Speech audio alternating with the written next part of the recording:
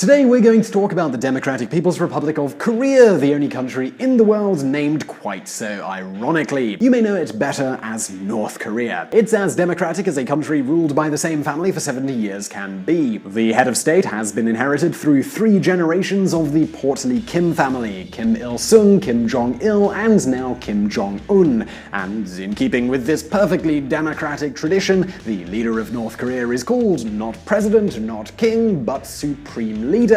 You know, just like any normal democracy. So what can we really say about North Korea that you haven't heard before? Well, it is one of the most brutal dictatorships in the whole world, where mass torture, execution, and extreme poverty are common. And now you might ask, well, why do we care so much about this country? Well, the answer to that is as simple as nuclear bombs. This is a country that is still officially at war with South Korea and makes a pastime of threatening Japan and the US with nuclear annihilation. And while that might have sounded far-fetched at one point in time, with nuclear tests happening almost every other year, people are starting to take little old Kim a bit more seriously. But you still might wonder, if North Korea is that dangerous, well, why isn't anyone stopping them? Well, they've actually tried. Basically every sanction you could think of has been thrown at North Korea, but instead of that financial pressure forcing reform, North Korea has just had its diplomats selling meth out of their embassies worldwide. 2 shockers there. Yes, indeed, there are North Korean embassies, and 2, yes, indeed, they were selling drugs out of them. But there's one country that still calls North Korea a friend, and that country is China. They even have a treaty called the Sino-North Korean Mutual Aid and Cooperation Friendship Treaty. China and North Korea are as close to each other as lips are to teeth. China, and to a lesser extent Russia, have been the only things propping up the North Korean regime, so that must give China a lot of sway over Kim Jong-un, right? Well, that's what the international community thought, and that's how China came to be seen as the only country the world could turn to in order to rein in North Korea's nuclear ambitions. But, well, not so fast, because things they are changing and China is starting to get rather annoyed at their little brother's tomfoolery. So the question today is, what's behind the cooling relationship between China and North Korea, and what consequences could this have on the future of the country? Joining us today to answer these questions is the biggest China expert on YouTube. Yes, dear viewer, we are talking about Chris Chappell, the host of China Uncensored. Hello, Simon, and hello to all our friends at VisualPolitik. So relations between these 2 communist brothers have deteriorated so much that China and North Korea are in the middle of a war. Of words. Basically, China said that it would work with the evil imperialists, you know, the US, to combat North Korea's nuclear program. Then, North Korean state-run media responded that China should really think about how its reckless act of chopping down the pillar of North Korea-China relations could have grave consequences. And then Chinese state-run media responded with a not-so-subtle threat to end their alliance. So why exactly are they stabbing each other in the back? Well, we're going to have a look at that right now. China friend zones North Korea. China and North Korea really make the perfect best friends. They have much in common. They share a border, they both had communist uprisings, and they have installed leaders who have radical views of Marxism. The People's Republic of China and the Democratic People's Republic of Korea really are like the Quentin Tarantino and Robert Rodriguez of international politics.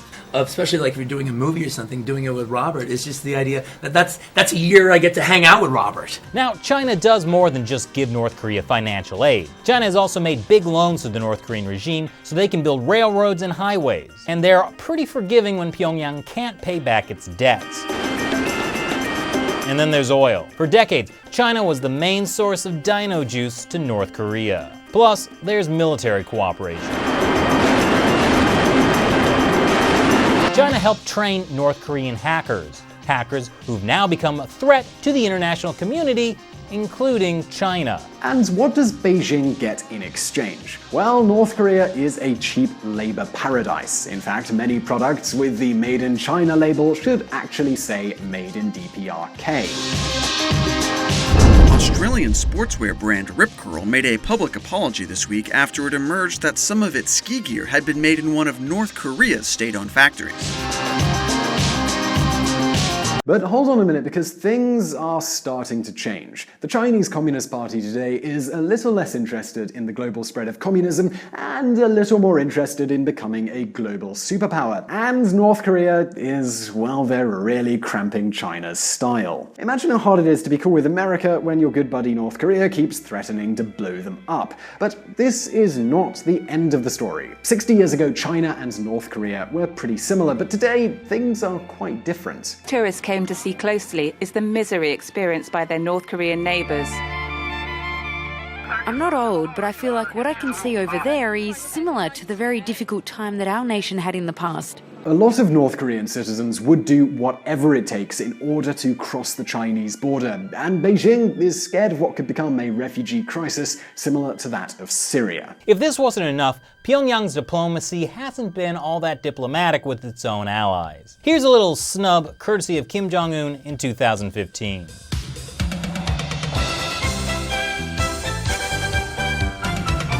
An all-female North Korean pop band formed by leader Kim Jong-un abruptly canceled a Beijing concert on Saturday and headed back home to Pyongyang.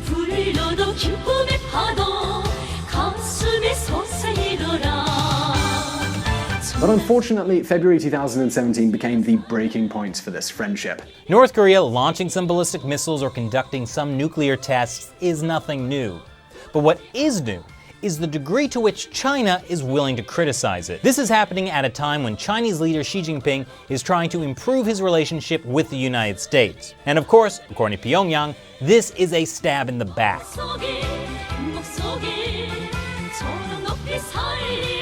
It triggered the war of words between these two countries, with state-run media in both countries criticizing the other. But again, this is not the end of the story. Remember those Chinese-trained North Korean hackers that allegedly hit several Hollywood studios 2 years ago? Well, if you lay down with dogs, don't be surprised if you wake up with fleas. The wave of so-called ransomware attacks that began Friday have struck China hard. If North Korea is responsible, even unintentionally, it would be the first known attempt by Pyongyang to digitally pilfer China's coffers at such a scale. In other words, by keeping things the same, North Korea is about to lose their biggest ally, the only country willing to defend them in case of war. And this is a war, even if just for propaganda reasons, a lot of people would love to start. Putin and Trump come in. I know what you're thinking. Oh, Simon, this is quite a story. It only needs Vladimir Putin to become a true VisualPolitik video. So, well, here you go.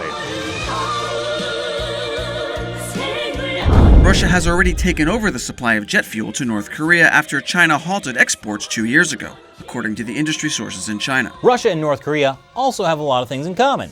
Apart from sharing a border, they both have strong, attractive, and manly leaders.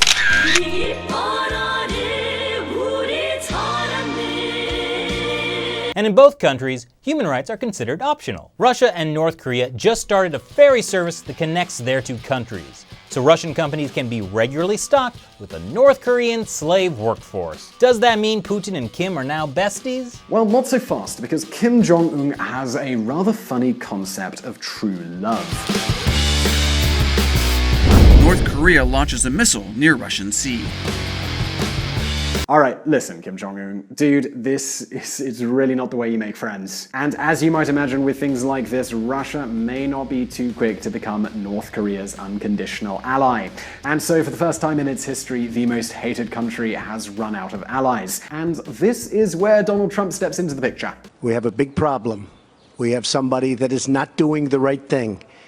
And that's going to be my responsibility. This comes at a time when China is trying to work on a new trade deal with the United States. At the same time, Donald Trump is facing a lot of pressure at home.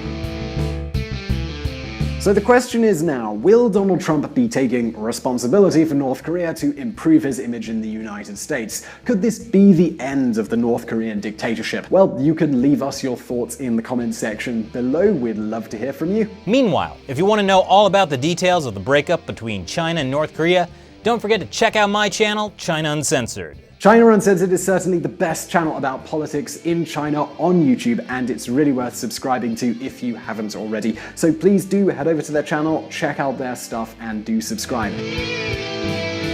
And if you haven't done it yet, we also hope that you think we are worth subscribing to, so please do hit that subscribe button below this video. And if you did like this video, do give us a thumbs up, and as always, I'll see you next time.